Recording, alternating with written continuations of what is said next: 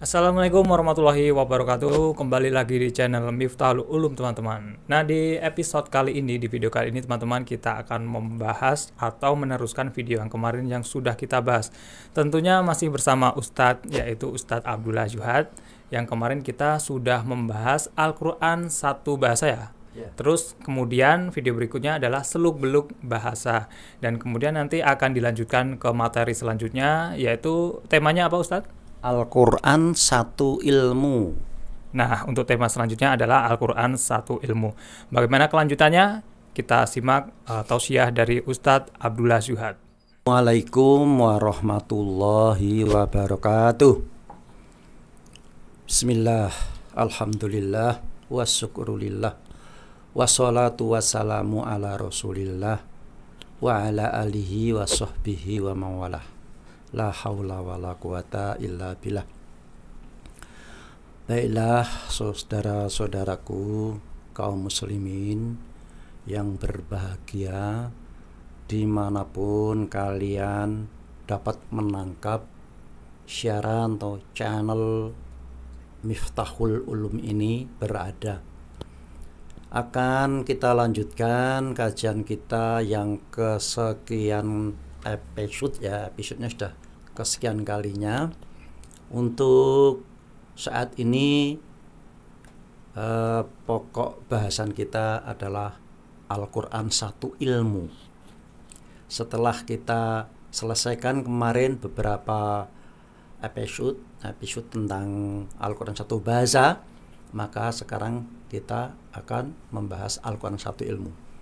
Namun sebelumnya kemarin ada yang berkomentar tentang Al-Quran kok bahasa pelambang gitu ya. Al-Quran kan kalamullah. Iya benar, memang kalamullah, artu firman Allah. Cuma kita bisa tahu, bisa hafal, bisa membaca kalam Allah itu lewat apa? Ya, kan biasanya lewat bahasa. Salah satunya adalah lewat tulisan mushaf.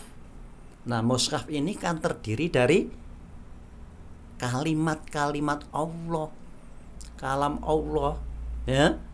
Kalam itu apa? Ya nanti terdiri dari kalimat terdiri dari kata-kata dari suku-suku kata, suku-suku kata dari huruf. Misalnya bismillah.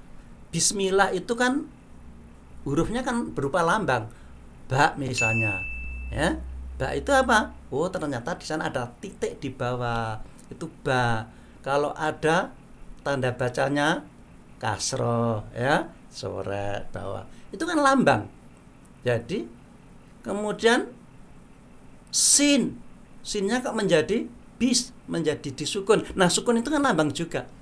Jadi kita dalam memahami Al-Quran itu nggak bisa lepas dari bahasa lambang atau pelambang, ya. Jadi itu jawabannya, bahwa bahasa pelambang itu adalah memang kita mengenal kalamullah itu antara lain lewat lambang-lambang, huruf-huruf yang ada di mushaf Al-Quran, ya. Nah, baik, itu sekedar jawaban sementara ya. Kemarin ada yang komen lagi bahwa Nabi itu antara lain dalam menerima wahyu kan sering mendengar seperti gemerincing. Silakan nanti kalian membaca buku-buku tentang beberapa macam Nabi menerima wahyu, itu ada beberapa macam caranya. Baik, sekarang kita menginjak pada bahasan yang utama malam ini atau saat ini adalah Al-Quran satu ilmu. Saudara-saudara, kalau kita mendengar istilah ilmu, ya, terutama di Indonesia, lebih khusus di kalangan umat Islam, biasanya orang menanggapi ilmu itu ada dua macam, ilmu umum dan ilmu agama. Nah gitu ya, ilmu umum dan ilmu agama. Kalau ilmu umum itu ya membicara masalah hal-hal yang umum. Kalau agama, ilmu agama membicara masalah agama. Nah, mesti terbelah menjadi dua, ilmu umum dan ilmu agama. Nah, sebenarnya istilah ilmu itu sendiri kan itu istilah atau terminologi yang ada dalam Al-Quran. Tetapi tanggapan masyarakat nanti berbeda-beda. Kalau ilmu nanti dalam bahasa Indonesia itu diartikan sebagai penanggapan terhadap sesuatu seobjektif mungkin. Ya. Jadi ilmu itu penanggapan sesuatu seobjektifnya. Itu ilmu menurut bahasa Indonesia. Ya. Atau dikatakan ilmu itu sama dengan pengetahuan, kan itu bahasa Indonesia. Padahal istilah ilmu kan dari Al-Quran. Nah, sementara di pihak lain menurut intelektual, ya, menurut orang-orang yang belajar di pondok pesantren, katakanlah intelektual pesantren, ya, katakanlah, kalau ditanya apa ilmu itu, maka nanti mereka akan menjawab al-ilmu nurun fil qalbi. Ilmu itu adalah pancaran hati, sinar pancaran cahaya dari hati. Itu ilmu menurut kalangan pesantren sementara, ya. Sedang nanti kalau bicara atau bertanya kepada intelektual pendidikan, hasil pendidikan barat, akan mengatakan ilmu adalah sama dengan sains. Apa sains itu? Nanti mereka akan mendefinisikan antara lain science is organized body of principle supported by factor. Jadi ilmu menurut barat itu sama dengan science, yaitu rangkaian keterangan teratur dalam keseluruhan yang didukung oleh fakta. Itu definisi ilmu menurut intelektual pendidikan barat, ya. Nah, kemudian kalau Arab tadi ilmu nurun fil qalbi, ya.